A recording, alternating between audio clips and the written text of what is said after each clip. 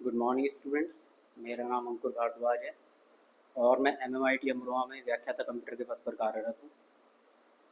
तो आज जिस विषय के बारे में हम बात करने वाले हैं वो है प्रोग्रामिंग इन सी लैंग्वेज। जैसा कि पहली वीडियो हमने करी थी, तो पहली वीडियो में हमने इंट्रोडक्शन के बारे में पढ़ा था कि सी लैंग्वेज क्या होती है, किसने डेवलप की थी, क्यों इसकी नीड पड़ी, कहाँ कहाँ ये यूज़ होती है। और फिर सेकंड टॉपिक हमने पढ़ा था प्रोग्राम डेवलपमेंट लाइफ साइकिल, कि प्रोग्राम को कैसे डेवलप करते हैं, क्या क्या स्टेप्स होते हैं। तो अब हम उससे आगे पढ़ने जा रहे हैं। आइए शुरू करते हैं फिर हम। तो सबसे पहला जो टॉपिक है हमारा, that is computational way of thinking. Means जैसा कंप्यूटर सोचता है उस तरीके से मतलब कंप्यूटर की सोच कैसे डेवलप की जाए कि कंप्यूटर खुद से सीख सके। सो डेफिनेशन क्या है इसकी? Problem solving process that involves expressing problems and solutions in a way a computer can understand. तो प्रॉब्लम सॉल्विंग या कंप्यूटेशनल वे ऑफ थिंकिंग क्या है कि हम प्रॉब्लम्स को इस तरीके से एक्सप्रेस करें जिससे जो हमारा कंप्यूटर है उसे आसानी से समझ सके। इस तरीके से प्रॉब्लम्स को डेवलप किए जाएँ, इस तरीके से सीक्वेंस बनाए जाएँ, या इस तरीके से स्टेप बाय स्टेप जो है किसी भी प्रॉब्लम को डिवाइड किया जाए कि कंप्यूटर जो है उसे आसानी से समझ सके। जैसा कि हमारे आजकल एआई बहुत चल रहा है, तो एआई में क्या है, जो हमारा कंप्यूटर है वो पहले एक बार उसे काम सिखाना पड़ता है, उसके बाद वो उसकी मेमोरी में स्टोर हो जाता है, नॉलेज बेस जिसे बोलते हैं। फिर नेक्स्ट टाइम वही प्रॉब्लम जब उसके सामने आएगी तो वो खुद से सीख के अपने पास्ट एक्सपीरियंस के बेसिस पर उस प्रॉब्लम को सॉल्व करेगा। जैसे हम ह्यूमन बींग्स करते हैं, भाई कोई भी चीज़ हम सीखते हैं, मान लीजिए पहली बार करी तो अगली बार क्या करते हैं, हम रिकॉल करते हैं कि हमने पहले उसे कैसे सॉल्व किया था। ठीक है। सो की कॉन्सेप्ट क्या है इसमें प्रॉब्लम सॉल्विंग में? सबसे पहले डीकम्पोजिशन। तो breaking down a problem into smaller parts. तो कोई भी अगर बड़ी प्रॉब्लम है तो कंप्यूटेशनल वर्ड में बहुत ज़्यादा चलता है कि कोई भी बड़ी प्रॉब्लम है उसे हम क्या करते हैं, छोटे छोटे प्रॉब्लम्स में डिवाइड करते हैं, छोटे छोटे पार्ट्स में। फिर उन सब जिन्हें सब पार्ट्स बोलते हैं, फिर उन सब पार्ट्स पे हम अलग अलग काम करते हैं, हर एक पार्ट को अलग अलग सॉल्व करते हैं और फिर उन्हें कंबाइन करके एक कर लेते हैं, जिससे पूरी प्रॉब्लम जो हमारी बड़ी प्रॉब्लम सॉल्व हो जाती है। Next is pattern recognition. तो observing patterns and trends in the problem. तो जैसे मैंने बताया अभी कि पास्ट में हमने क्या एक्सपीरियंस रहे हमारे, हम पैटर्न रिकॉग्नाइज करेंगे कि हमारी प्रॉब्लम जो है वही तो नहीं आ रही बार बार जो हम सॉल्व कर चुके हैं। तो उनमें पैटर्न देखेंगे हम कि बार बार जो है फ्रीक्वेंटली अकर्ड प्रॉब्लम तो नहीं है। तो अगर पहले जिस तरीके से हमने सॉल्व किया है दोबारा भी उसी तरीके से सॉल्व कर सकते हैं। Abstraction. Abstraction means removing unnecessary details to focus on essential part. हमें यूज़र को केवल वही चीज़ें दिखानी है जो उसके मतलब की हैं, जो अननेसेसरी थिंग है, मतलब बेकार की चीज़ें हैं वो हटा देनी है। तो इस चीज़ को बोलते हैं एब्स्ट्रैक्शन। जैसे छोटा सा एग्जांपल लेते हैं, आप लोग मान लीजिए ड्राइविंग सीख रहे हैं, कार कार चलाते हैं आप लोग। कार में क्या है, आपको मतलब गियर जो हैंडल है वो चलाना आना चाहिए, स्टीयरिंग घुमाना आना चाहिए, ब्रेक जो एक्सेलरेटर है, ब्रेक है, क्लच है, वो दबाना आनी चाहिए, वो कैसे काम करेंगे। अब अंदर लेकिन वो कैसे काम कर रहे हैं, मीन्स बिहाइंड द सीन कैसे ब्रेक कैसे लग रहा है, कैसे अंदर गियर चेंज हो रहे हैं, उससे आपको मतलब नहीं है, यूज़र को उससे मतलब नहीं है। भाई वो तो इंजीनियर देखते हैं वो चीज़। तो जिस चीज़ से यूज़र को मतलब है केवल वो हमें शो करनी है, तो इस चीज़ को बोलते हैं एब्स्ट्रैक्शन। ऐसे ही मान लीजिए, वही जैसे मैंने एटीएम मशीन का एग्जांपल दिया था पहले, तो आप यूज़र को तो क्या करना है, उसे एटीएम कार्ड अंदर इंसर्ट करना है, अपना पिन डालना है और पैसे निकाल करके एटीएम कार्ड वापस निकाल लेना है। अंदर एटीएम कैसे काम कर रहा है, कैसे वो नोट निकाल के दे रहा है, कैसे काउंटिंग कर रहा है, उस चीज़ से यूज़र को मतलब नहीं है। So this thing is called abstraction, showing only necessary things. And last one is algorithmic thinking. So develop step by step solution. Algorithm जैसे लास्ट टाइम भी बताया था, क्या होता है, किसी भी प्रॉब्लम का step by step solution. Computational world में क्या चलता है, मतलब या रियल वर्ल्ड में भी देखें हम, जो भी प्रॉब्लम है हमारी उसे हम स्टेप बाय स्टेप सॉल्व करते हैं, वन स्टेप सॉल्यूशन नहीं होना चाहिए, वो बहुत लेंथी हो जाता है। So this is the first topic which is computational way of thinking. और next topic is flow chart and algorithm. ये भी बहुत इंपॉर्टेंट टर्म है कंप्यूटर साइंस वर्ल्ड में। तो फ्लो चार्ट क्या है? Definition, a diagram that represents a process और एल्गोरिथम यूजिंग सिंबल्स। तो कोई भी हमारी प्रॉब्लम है, अगर हम उसे पिक्चर की फॉर्म में रिप्रेजेंट करते हैं, मीन्स पिक्टोरियल फॉर्म में या ग्राफिकल फॉर्म में अगर हम उसे रिप्रेजेंट करते हैं, so that is called flow chart. या कह सकते हैं जो हमने एल्गोरिदम बनाई है, स्टेप बाय स्टेप सॉल्यूशन बनाया है किसी प्रॉब्लम का, उसे ही अगर हम ग्राफिकल फॉर्म में दिखा दें, so that is called flow chart. तो कौन कौन से सिंबल होते हैं फ्लो चार्ट में? जैसे टर्मिनेटर। टर्मिनेटर का मतलब स्टार्ट पॉइंट और एंड पॉइंट। उसे कैसे रिप्रेजेंट करते हैं हम? ओवल शेप से। ओवल क्या होता है? एक सर्कल टाइप ही होता है, लेकिन उसकी जो रेडियस है वो अलग अलग होती है। तो जैसे ये दिखाया हुआ है स्टार्ट बटन, तो अंडाकार, थोड़ा सा अंडाकार है, सर्कल नहीं है actual. Next process, process means जो एक्चुअल में प्रोसेसिंग होगी हमारी, उसके लिए हम रेक्टेंगल यूज़ करते हैं। जैसे मान लीजिए दो दो नंबर्स का हमें सम करना है, तो वो जो सम होगा जहाँ पर एक्चुअली मान लीजिए दो वेरिएबल है ए प्लस बी, तो ए प्लस बी जहाँ कंप्यूट होगा तो वो किस में होगा, प्रोसेस में, और उसके लिए हम क्या यूज़ करते हैं, symbol rectangle. Next is decision, मान लीजिए हमें कहीं पर डिसीजन लेना है कि ये नहीं तो ये चीज़ होगी, और ये नहीं तो ये चीज़ होगी, मीन्स इफ एल्स वाली कंडीशन आ जाए, तो कंडीशनल स्टेटमेंट के लिए हम क्या यूज़ करते हैं, डायमंड बॉक्स, जैसे ये दिया हुआ है इस तरीके। And last one is arrow. तो एरो क्या रिप्रेजेंट करते हैं, या लाइन कह सकते हैं हम, फ्लो ऑफ कंट्रोल, किस तरीके से डेटा जो है हमारा फ्लो कर रहा है, फ्लो चार्ट का फ्लो क्या चल रहा है, हमारा गति क्या है, उसकी दिशा क्या है। तो जैसे हमारा ये एक एग्जांपल दिया हुआ है, तो इसमें क्या है, दो नंबर्स को हमने कंपेयर किया और उसमें से जो बड़ा नंबर है वो हमने निकाला। तो सबसे पहले स्टार्ट करेंगे हम फ्लो चार्ट को स्टार्ट बटन से। तो इसके लिए हम स्टार्ट और एंड, जैसे मैंने बताया स्टार्ट या स्टॉप, उसके लिए हम ओवल शेप यूज़ करते हैं, Oval shape box. Input output के लिए हम इनपुट देना या आउटपुट देना, उसके लिए हम रेक्टेंगुलर बॉक्स यूज़ करते हैं। तो दो नंबर चाहिए हमें, input number 1, next input number 2, दोनों को हम रेक्टेंगुलर बॉक्स से रिप्रेजेंट करेंगे। अब हमें इन दोनों को कंपेयर करना है, तो मतलब कंडीशनल स्टेटमेंट आएगा कि जैसे यहाँ पर कंडीशनल स्टेटमेंट डायमंड बॉक्स के अंदर डाला हमने, num1 is greater than num2। अगर नंबर 1 नंबर 2 से ग्रेटर है, मीन अगर इफ कंडीशन आ गई, अगर नंबर 1 नंबर 2 से ग्रेटर है, तो क्या आ जाएगा, यहाँ पे फॉल्स हो जाएगा, डिस्प्ले करेंगे हम num2। ठीक है, मीन्स अगर ये कंडीशन फॉल्स, सॉरी अगर ये कंडीशन ट्रू है, पहले ट्रू पे चलते हैं। अगर ये कंडीशन ट्रू है तो डिस्प्ले नंबर 1, क्योंकि ये हमने कहा number 1 is greater than number 2। अगर ये कंडीशन हमारी ट्रू है तो क्या करेंगे, हम नंबर 1 को डिस्प्ले कर देंगे, भाई जो बड़ा नंबर है वो शो कर देंगे। अगर ये कंडीशन हमारी फॉल्स है, मीन्स नंबर 1 ग्रेटर देन नहीं है, वो स्मॉलर है, तो कंडीशन फॉल्स हो गई, तो उस केस में क्या होगा, नंबर 2 बड़ा हो जाएगा। तो फॉल्स होने पर ये, तो दो तरीके की फ्लो चलेंगे, ट्रू होने पर ये कंडीशन आ जाएगी हमारी, नंबर 1 डिस्प्ले हो जाएगा, फॉल्स होने पर नंबर 2 डिस्प्ले हो जाएगा, और लास्ट में हमारा प्रोसेस रुक जाएगा। तो स्टॉप बटन से हम, मीन्स अगेन ओवल शेप से हम अपने फ्लो चार्ट को रोक देंगे। किसी भी प्रॉब्लम को जब हम इस तरीके से पिक्टोरियल रिप्रेजेंटेशन में शो करते हैं, तो that is called flow chart. And next is हमारा एल्गोरिथम। एल्गोरिथम और फ्लो चार्ट मतलब सेम ही है। एल्गोरिथम तो क्या है, डिस्क्रिप्टिव वे है किसी भी प्रॉब्लम को सॉल्व करने का, मीन्स हम लिख कर सॉल्व कर रहे हैं, स्टेप्स लिख रहे हैं। और फ्लो चार्ट क्या है कि हैं दोनों ही प्रॉब्लम सॉल्विंग वे। फ्लो चार्ट ग्राफ की फॉर्म में या हम पिक्चर्स की फॉर्म में शो कर रहे हैं। ठीक है,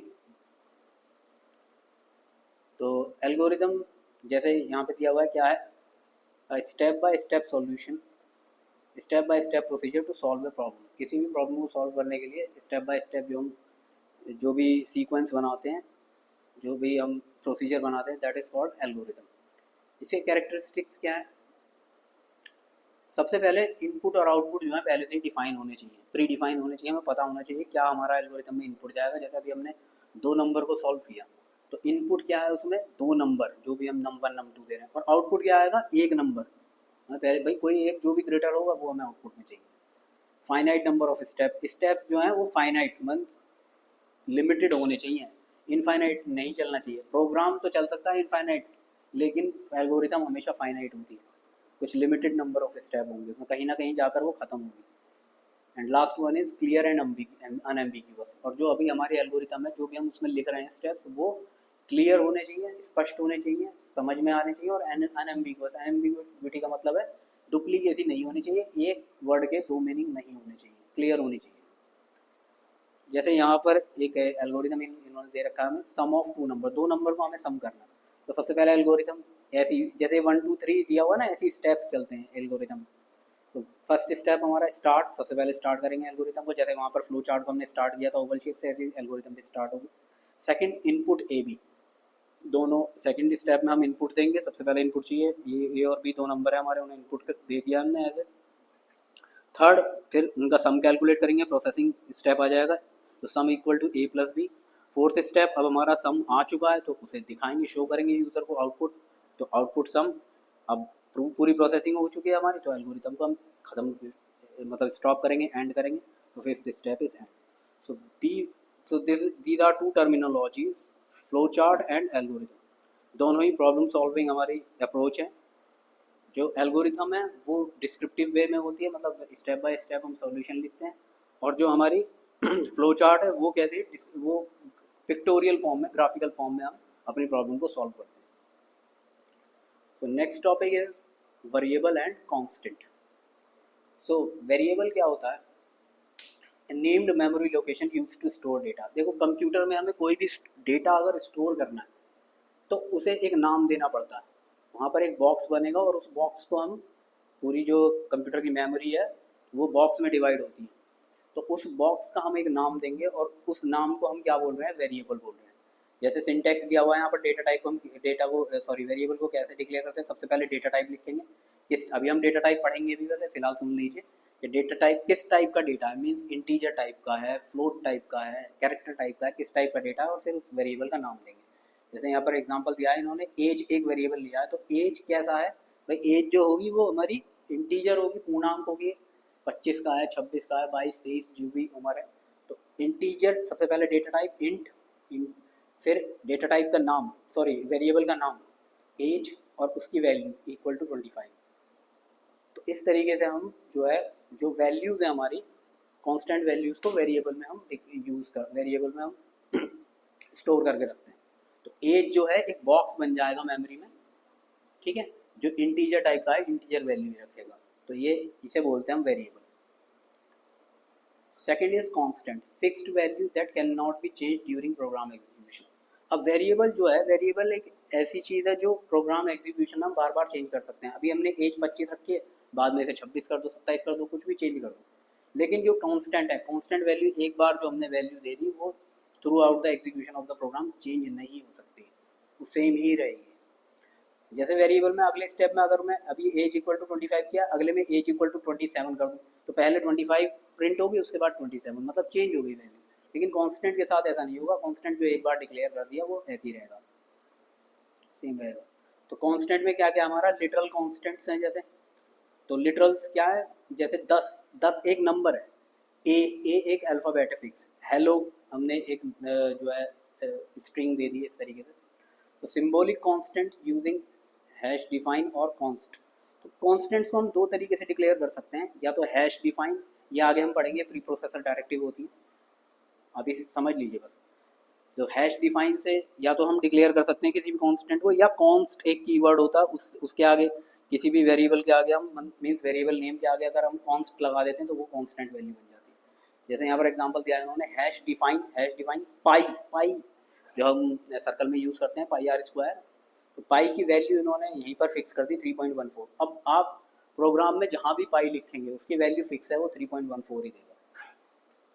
और दूसरा इन्होंने कॉन्स्ट कीवर्ड यूज़ करके एक कांस्टेंट बनाया थे, कॉन्स्ट, फिर डेटा टाइप इंट, और कांस्टेंट का नाम मैक्स, मैक्स की वैल्यू 100। तो अब आप जहाँ भी मैक्स लिखेंगे वहाँ 100 ही रहेगा, और मैक्स की वैल्यू को आप चेंज नहीं कर सकते, अगली लाइन में मैक्स को 200 नहीं कर सकते, ऐसा नहीं हुआ।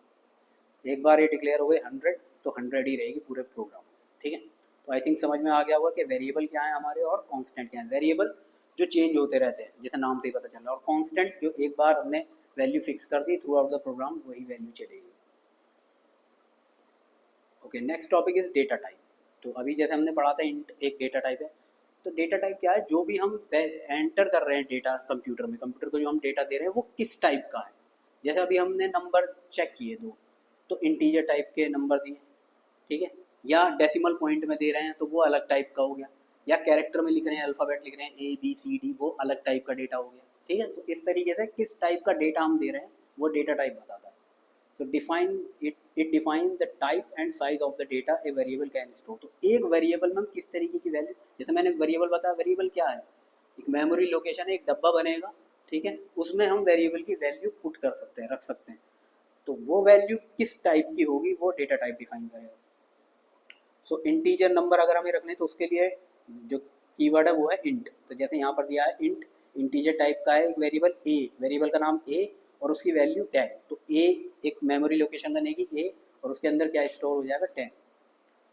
फ्लोट मीन्स, फ्लोट और डबल दो तरीके के होते हैं हमारे। रियल नंबर अगर हमें रखने हैं, मीन्स पॉइंट वाले नंबर अगर हमें रखने हैं, तो या तो फ्लोट से रख सकते हैं हम, डबल से रख सकते हैं, ज़्यादा कुछ फ़र्क नहीं है, केवल रेंज का फ़र्क है। फ्लोट की रेंज थोड़ी कम होती है, डबल की रेंज और ज़्यादा होती है। फ्लोट बी इक्वल टू 3.14 इस तरीके से जैसे रख लिया। डबल सी, तो डबल तो टाइप हो गया डेटा का, और दूसरा सी वेरिएबल हो गया और उसमें भी वैल्यू रख दिया। नेक्स्ट सिंगल कैरेक्टर अगर हमें रखना है अल्फ़ाबेट्स रखने, तो उसके लिए कैर, CHAR कैर कीवर्ड यूज़ करते हैं। तो जैसे यहाँ पर एग्जांपल दिया कैर, कैर तो डेटा टाइप हो गया, CH वेरिएबल का नाम हो गया, इक्वल टू इसके अंदर हमने एक वेरिएबल डाल दिया ए, कैपिटल ए।